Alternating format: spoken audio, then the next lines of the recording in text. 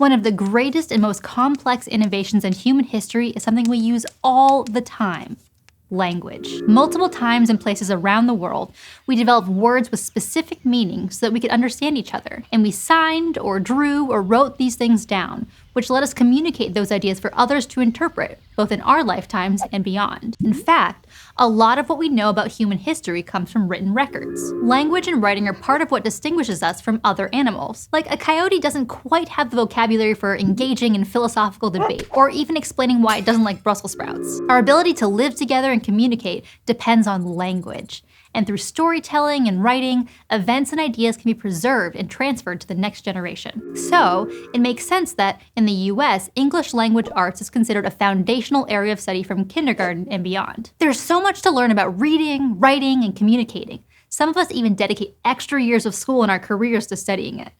Language is how we communicate and learn and connect with others, and that's part of what makes life worth living. Hi, I'm Erica Brzozowski, and welcome to Fast Guides, a study hall series presented in partnership with Arizona State University and Crash Course.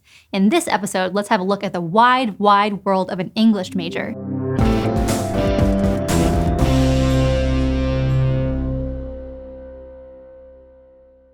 In the US, when we say we're majoring in English, we usually mean we're studying what English is, how it works, and what we can and have done with it. Like studying any language, closely studying English provides insights into global culture and history.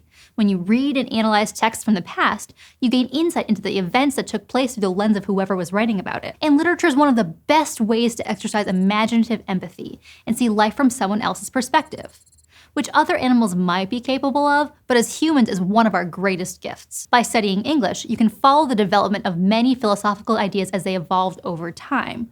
Or you can also see how storytelling has changed by seeing what story structures and tropes were popular at different points in history. Like digging into Shakespeare provides a window into the origins of many common phrases we use today, like vanish into thin air and wild goose chase. And studying modern texts from writers around the world also provides insight into different cultures and political issues. Like by reading writer Chinua Achebe's Things Fall Apart, you can gain a better understanding of Nigerian identity and colonization. English majors learn to write clearly, persuasively, and concisely, and to appreciate the ways language becomes art through stories and poems. By studying English, you'll also hone reading and writing skills that can be applied to just about every industry. The critical and analytical tools English majors develop will never go out of style, which means that studying English is great preparation for today's rapidly changing world. In fact, English majors have been changing the world for over a century. English studies first appeared on college campuses in the US and Europe in the second half of the 1800s and consisted of rhetoric, grammar, composition, and appreciation of works written in the English language. And English has maintained its popularity as a major for decades. Today, the modern-day English major includes a wide variety of topics spanning multiple disciplines. Exact requirements vary from school to school, but for the most part, English departments focus on three primary areas: literature and language, which focuses on understanding literary styles from different cultures and time periods; creative writing, which focuses on understanding and honing the craft of writing; and rhetoric, writing, and communication, which includes analyzing literature using logic and reflection. Because language is so fundamental to the human endeavor, your first English class may even be required for everyone at your school, not just prospective majors. This course often focuses heavily on basic college writing skills and grammar.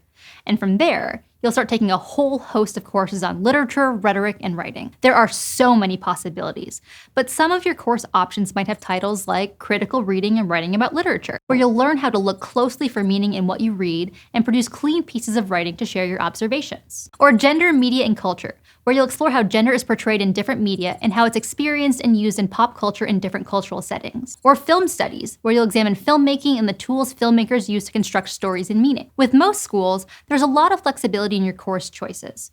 There are usually requirements that you take a certain number of upper-level classes and classes that survey different time periods or genres, so you get to experience a wide range of English works. But you get to decide if you prefer Asian American literature and culture, which I taught, over Survey of American Literature, for example. And because of the flexibility, there's a lot of room to choose a specialization that suits your interests or discover what your passion is. Though the exact choices vary by school, prospective majors can often focus on things like professional and technical writing, secondary education, film and media studies, creative writing, literature, or, the best one of all, linguistics. Regardless of what you choose, during your studies as an English major, you'll read a wide variety of books, articles, and critiques and counter-critiques. You'll engage in lively discussions around how culture and society are represented through literature, and you'll hone your analytic and writing skills through essays and workshops. And through all of that, you'll explore what it means to be human, and the ideas and connections we've had with each other for literally all of recorded history. So given its focus on language and how we use it, it's probably no surprise that English is a great major for anyone who loves reading and writing,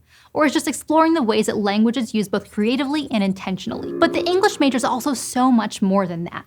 By studying English, you gain highly valuable skills in critical thinking, analysis, communication, and reading comprehension that can put you ahead of the competition in the job market. Every field and every job requires communication, so English pairs well with many other majors and minors, like history for students who are interested in how culture and ideas change over time, or philosophy for those who enjoy exploring ideas deeply and creating coherent arguments. It also pairs well with religion, psychology, art, marketing, and more. And as a broad major that encompasses many skills and topics, English is less focused on a specific career path compared to other majors like journalism or engineering. Students tend to choose it either because of their love of reading and writing, or because it provides them with a set of universally applicable skills, which makes it a great major for anyone who's still exploring different career options or who has a lot of interests. One way to position yourself for success when deciding whether to major in English or another closely related field is to look at the course offerings and requirements for each major, and consider how the major supports both your interests and your future career path. And when majoring in English, you might hear a lot about postgraduate options.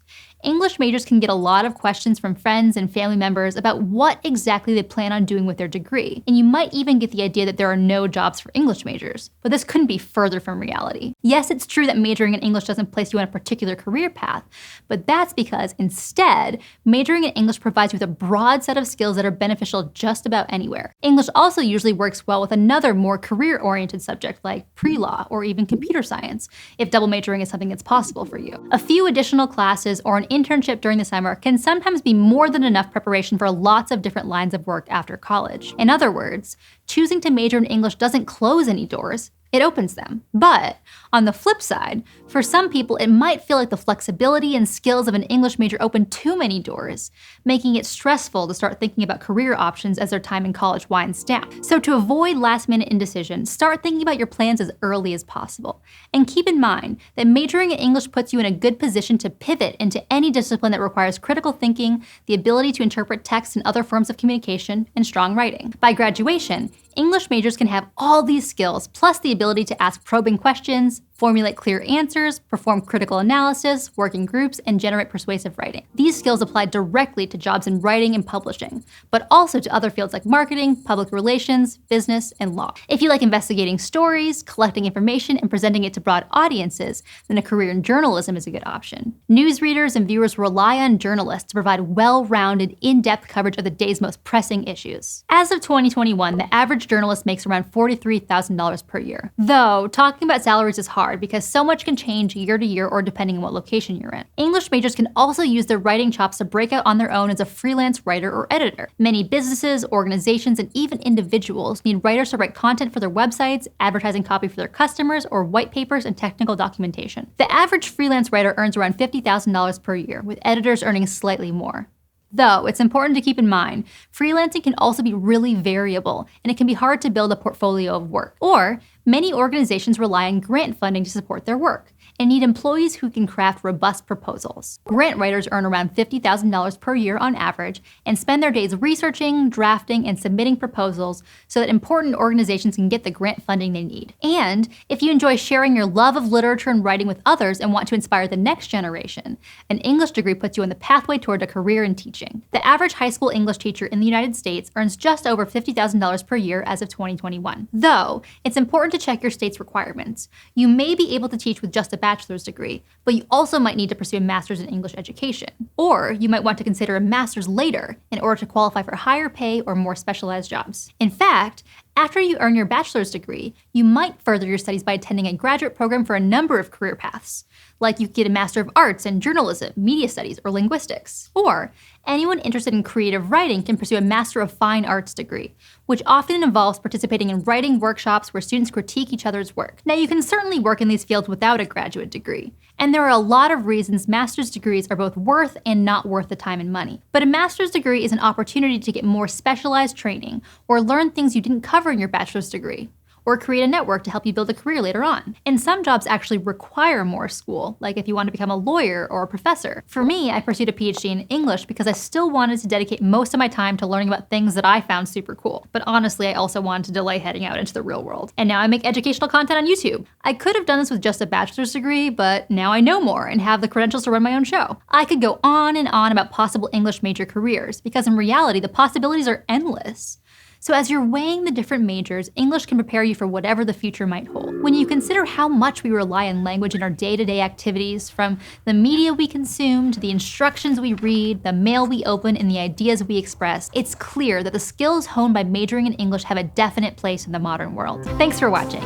If you want to investigate more degrees before you choose, like we all should, check out our other videos to look into more majors to find the one that's right for you. This series is part of the Study Hall program, a partnership between Arizona State University and Crash Course. If you liked this video or found it helpful, give it a like and comment and let us know how you chose your degree, or how you're struggling to choose a degree, or what you wish you'd known before you started your degree.